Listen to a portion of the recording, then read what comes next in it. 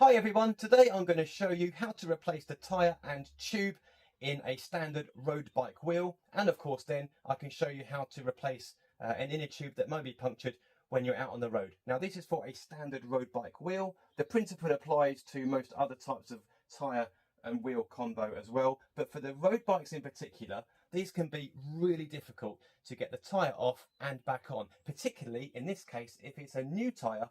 They're not very forgiving at all and will really give your thumbs and fingers a workout. So I'm going to show you a couple of tips to make it easier, particularly if you're out on the road and you have limited tools to hand. So the first thing we need to do is to remove the pressure.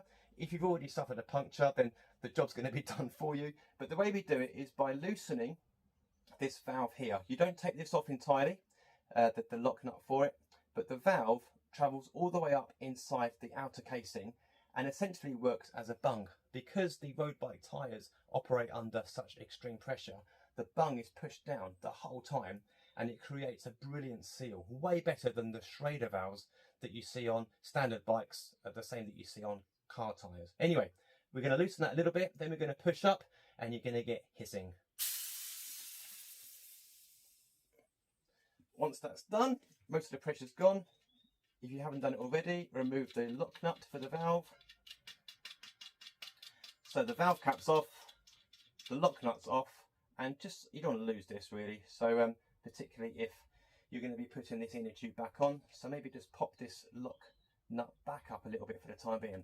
Anyway, the next thing you want to do is to break the seal. Often because tyres are under such pressure, the beads of these tyres, they're called clinchers for a reason. The beads will push out to the wall of the wheel, so the rim, so you're going to push and break the seal on both sides. Hopefully you can see that and hear it. Once the seals are popped either side, then that is going to make things a lot easier for you to remove the tyre yourself. Now, everybody has a different way to do this, and probably for every bike owner there's a different way, but for me, I put the valve at the bottom because I find there's more room to work with at the opposite end. Do not judge me on all these gouges. This is a previous owner who could not get the tyre off and resorted to using a screwdriver, would you believe, to get the thing off. But it did mean the bike came to me at a bargain price, so that's good news. Anyway, if you have a tyre lever to hand, hopefully you do, and not a screwdriver, usually tyre levers come as a two-part set. If you're really lucky, they will come in threes. If it's in threes, that makes the job a little bit easier, but it's not impossible with two. If it's a tighter tyre, it might be a bit harder. Anyway, you can see this bead that you popped out earlier on. What you're going to do is pop the valve underneath that bead. Hopefully you can see this on camera. And then usually tyre levers come with a handy point here that you can hook onto the spoke. And that means your bead, let's have a quick look on the camera. Yeah, we're there. That means your bead is now outside of the rim, and you can then put your second lever in, do the same thing and work the lever around. Now, of course, if it's super tight, it might not work with just one more, but I think this will be okay. We're going to lever this round. You can see now that the bead has really popped off. With a bit of strength, you can actually just work, there we go, all the way around and pop that tyre off. When you get near the top, this lever may well fall, so it's good to get your thumb and finger on it to make sure it doesn't work loose. And there, the entire one side of the tyre is off, which is brilliant news for you. You can then get inside then and get hold of your inner tube and pull that out. Because I'm replacing the inner tube as well, I'm not entirely precious about catching it on anything that might puncture it, so I'm going to take both off at once. And with the valve here, it can just work free. So that's the first stage. Hopefully that all makes sense. And that is the tyre off, the tube off. Now it's time to put the new tyre and tube back on. What I'm going to do is maybe stop the video briefly because it's all going to be off camera anyway. But when you remove the tyre, if it's a new one for you, particularly if it's a foldable tyre, which this one is, it's going to have no shape to it. So it's good to try and give it some shape before going back onto the wheel. Otherwise it's going to just make life harder for you. So let's just try and pop things out, try and get some shape. It's like a snake at the moment. There we go, that's starting to look a bit better. And then similarly with the inner tube is going to be folded. to fit into the box. So what I like to do is to roll out the inner tube, and then I like to get my mouth on the end of the valve, particularly guys if you're out on the road, this is a good option for you. Remove the cap, remove that lock nut, undo this lock nut as well, and then just inflate like you're inflating a rubber boat at the beach. Just put a couple of breaths in to give this inner tube a bit more of a circular shape to it. Break the seal. There we go. It's not ideal, it's not perfect, but it's just giving it a little bit more shape, which hopefully you can see on camera. Now it's a case of reinstalling, and it's pretty much a repeat, a reversal of the first process. But before you do anything, it's a really good idea to make sure that your rim tape is still in place. Now this is a cotton rim tape, which is really quite snazzy, so there's not much chance for it to move. But even so, just check that it is covering all of the spoke holes, because they can be quite sharp at times. And then at the same time, much like those marks that I showed you earlier on from the screwdriver gouging away at the rim, just to make sure there's no swarf or anything sharp on the outer part of the rim that could cause the new tyre to get a nick, if it is a new tyre, or the inner tube to get punctured. I think we're okay here. So once that's done, you're going to get your newly formed tyre in place. On the side of your tyre there should be a sign that says which direction the rotation should be, and the rotation direction is really important because it does help rolling resistance, among other things, water displacement as well. And there's an arrow here, you might not see it on camera, but it's working in a clockwise fashion. I always like to put things together as much as possible in a clockwise fashion, because then I know I'm not going to get confused.com. And for me as well, because I'm such a tart, I like to line up the logo with the valve hole. The valve hole is here, so that's about there. Now you remember earlier on we got half the tyre off before removing the inner tube. We're going to do the same again. Half the tyre is going to go on. I like to lean over my tyres to do this, lean over the wheels, but that's a bit difficult to do it when you've got a workbench. But hopefully things will pop in place. If it's a new tyre, it might take a bit more effort, but things will still fall into place. The hard bit is yet to come when you put on the other side. Now that's in place, you can get hold of your new inner tube, try and remove any kinks that might be on it, and you want to be able to get your new valve through the hole for the valve, just like that. And then you need to work the inner tube inside and under the tyre here. Now it's a difficult thing to do, but you want to make sure that your inner tube goes into position well, so there's no chance of it getting pinched by the tyre. Now we can assure that a bit more in a moment, but if you can see on the camera, you're going to stuff it under and make sure there's no opportunity for this thing to pop out again, because it will get really annoying otherwise if you keep working around and as you're about to finish, the first part pops out again. So just get to work it in and under, and there we go. It shouldn't take too long now. It's going in really well, really nicely in fact. Okay, we're pretty much there. We can help it as we go in a moment, but the most important part is it's not going to pop off. I said I'm doing it in one take. You'll see the beader's popped off here, so I'm just going to get that back on again. That was the first side that I did. There we go. Okay, so that's on, and then we've whipped round to where we've just been. Now in terms of putting it back on, I said earlier on, everyone has their own preferences on how they do it. I put the valve on the opposite side for working, because there's a bit of give here and there, a bit of movement, and also there's often reinforcement on your inner tube around the valve, and that can be really difficult to get the last bit of bead of the tyre in place.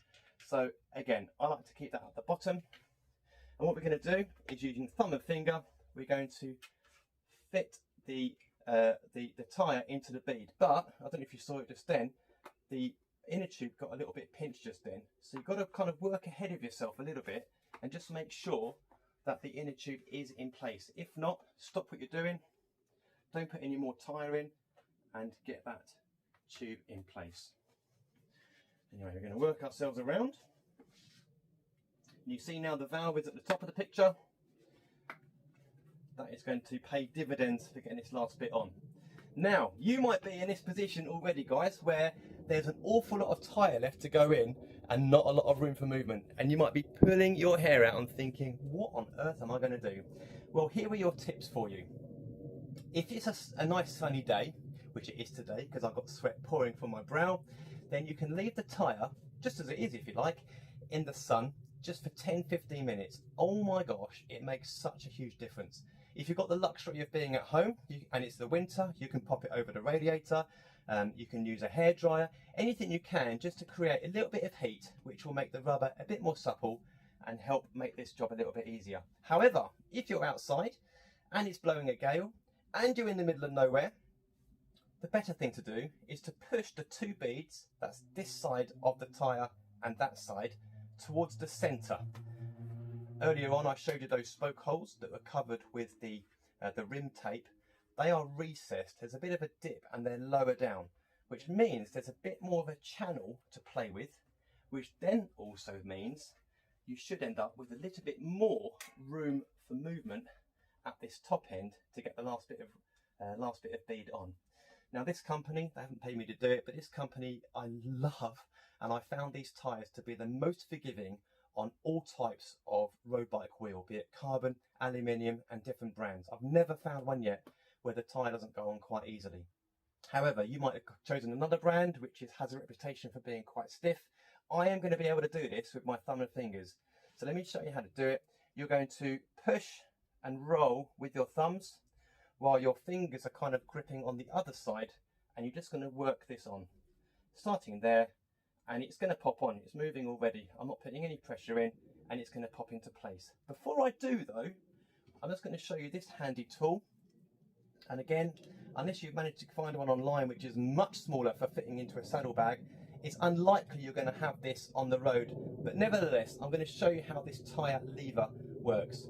You're going to pop this side onto the wall edge of the rim here, and then that's going to be your leverage point to pull this over and into place.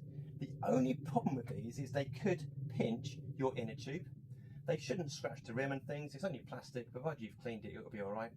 But one thing you can do, as I said earlier on, is just to push your inner tube up into the wall of the tyre, now the recess, and honestly, it should just go into place. Now this is going to be difficult, the next part, to show on camera. I'm going to wiggle things down, but this is the inflating stage. As we can see, everything seems to be in place. You can go around with your thumb and fingers, moving the bead out of the way and just making sure your inner tube isn't visible. But what we're going to do is we're going to pump this up to pretty much maximum pressure. This tyre allows 130 psi. We're going to get close to that mark, almost pretty much over inflating what we're going to want, because I wouldn't want it to be that hard when I'm riding normally. But that will just help the beads sit. These are called clincher tyres, and this bead is going to clinch the inside of the rim here. But sometimes they get a bit stuck. By overinflating, it's going to pop them into place. If you've ever seen a car tyre inflated at a service station, they give out an almighty bang when they're seated. This won't give an almighty bang, but it will give a similar effect when it's in place. If you are at home again and have that luxury, you can always use a bit of washing up liquid. If you're finding your bead isn't seated properly, get some washing up liquid on your finger, work it around, and it will pop into place nicely for you. But honestly, if you inflate like I've just said to pretty much maximum pressure, it will pop into place for you, I'm sure. Okay, we're going to remove that lock valve nut again, and yeah, I'm going to move the camera down. Hopefully you're going to be able to see it. If not, huge apologies. You're going to have to trust me that I've pumped it up okay. There we go, how's that? That looks okay to me. So, we're going to get the pump. We're going to insert the pump. Again, I'm assuming you know how to do this part. If not, you can look at my other videos. And we're going to be going as close to 130 as we can. You may not hear it on camera over me pumping, but there will be the odd knock and the odd cracking sound as things go seated. But before we go to max pressure, it's a good idea just to look around the wheel. You might not be able to see this on camera, but I'm just making sure that the The bead seems to be going in the right way and nothing's popping out, and we are good. So I'm going to unleash the beast and pump up some more. There's a bit of a crack there, a little bit of a pop sound. That's not to be scared of, that's exactly what we're after. And you know what, I think we're there. Let's have a look.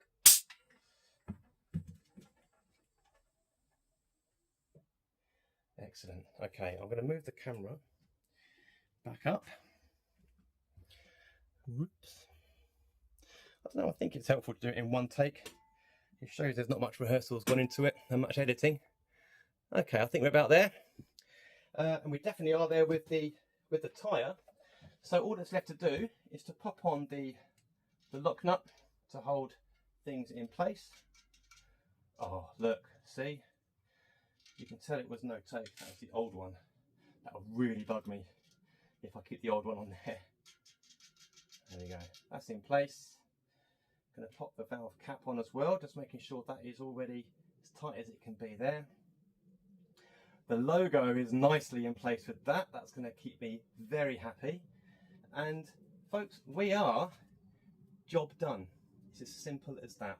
I really hope that's helpful for you. Again, you're unlikely to be looking at the video if you did know how to do it. So I really hope this is a helpful thing for you. In terms of getting that stubborn tyre on, just keep at it. Definitely heat helps.